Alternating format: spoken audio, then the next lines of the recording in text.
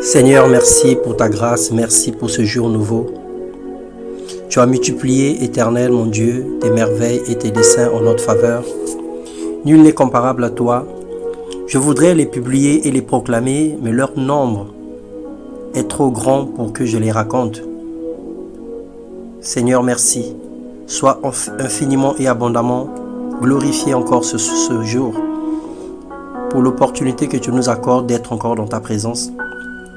Je vous salue dans le nom de Jésus. Merci d'être là. Nous voulons partager encore la parole ce matin sur le thème « Juste lève les yeux vers les montagnes et crie à ton Dieu ».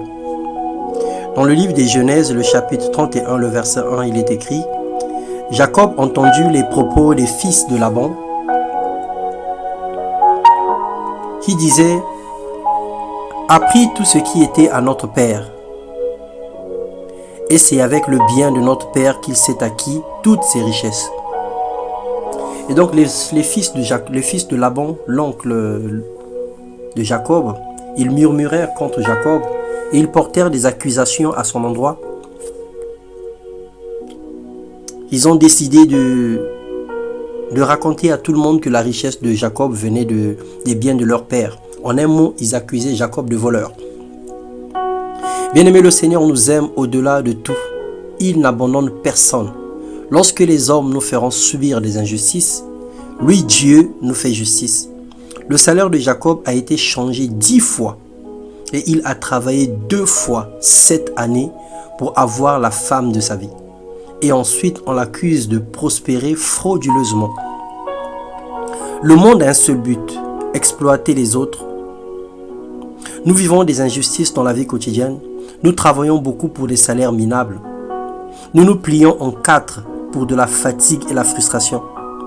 Quand on peut aller un peu plus loin par la grâce de Dieu, quelquefois on nous accuse de magiciens, comme si Dieu ne pouvait rien faire dans la vie de ses enfants.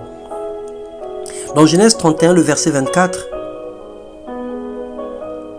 la Bible dit que « Mais Dieu apparut la nuit en songe à Laban, l'araméen, et lui dit « Garde-toi de parler à Jacob, ni en bien ni en mal. » Parce que Laban, précédemment dans ces mêmes passages, il avait décidé de faire asseoir Jacob et de lui parler.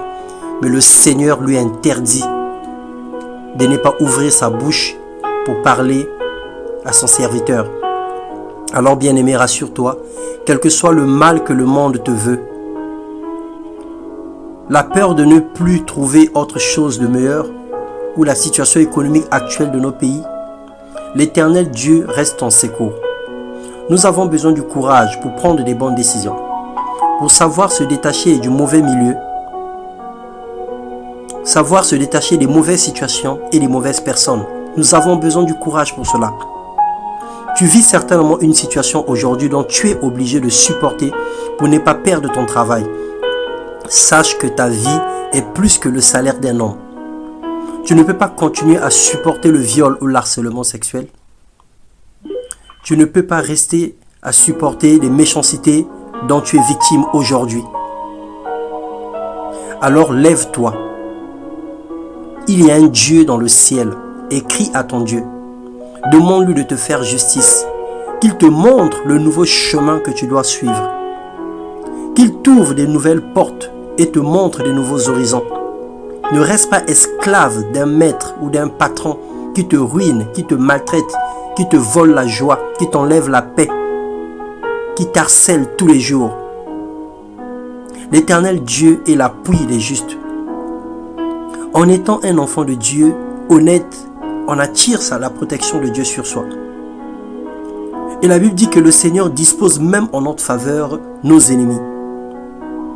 Que Dieu fasse justice à tous ceux qui travaillent beaucoup mais ne méritent pas le bon salaire.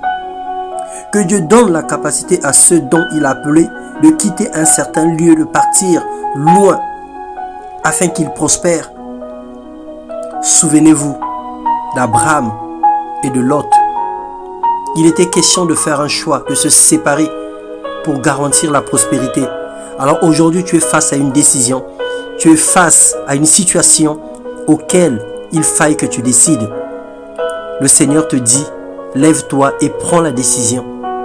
Prends la décision inhérente à sa parole, inhérente à sa volonté, et sa main te conduira là où tu vas y aller. Ta main te guidera dans la décision que tu vas prendre, pourvu que le Seigneur puisse trouver sa part dans tes décisions. Alors que le Seigneur te bénisse, ne pleure plus jamais parce que ton Dieu est vivant et il combat pour toi. Lève simplement les yeux vers les montagnes et le Seigneur te défendra dans le nom puissant de Jésus. Amen.